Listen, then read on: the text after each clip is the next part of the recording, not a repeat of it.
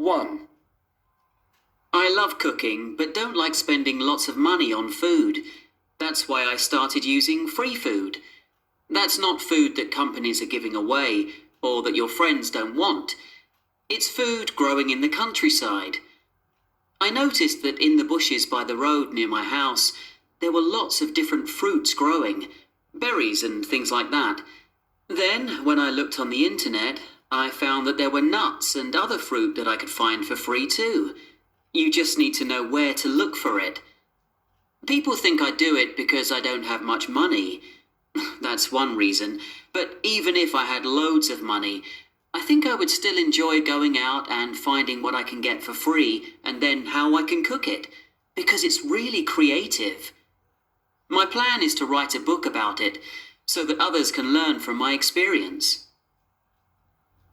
2, People throw away so much stuff these days, and they don't need to. What you do need is some skills that can help you make things last longer. Everyone can do it. One thing I'm really good at is sewing, and I make lots of things for my room and to wear using my sewing machine. It's a great skill, and it stops me from buying things. When I see something in a shop, I always think about how I could make it, and if I could make it better, then I go home and try. I don't just do this with clothes. I also try to mend things if they break. If I had more time, I would make everything that I needed, but sometimes I have to buy things because I need them quickly. 3, Recently, I read a great book called Your Money or Your Life, and it has changed the way I think about money.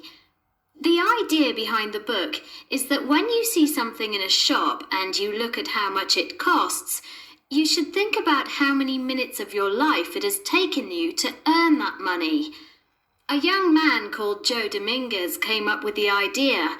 He worked on Wall Street in America, and because he followed his own advice, he actually retired by the time he was 31.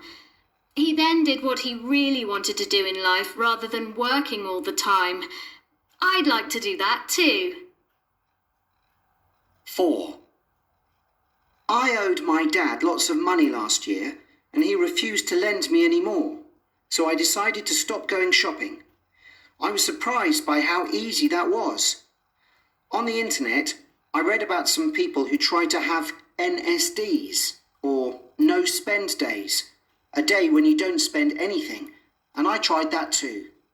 I got really good at it, and I managed to pay back everything I'd borrowed. Now I buy things occasionally, but that's a rare treat.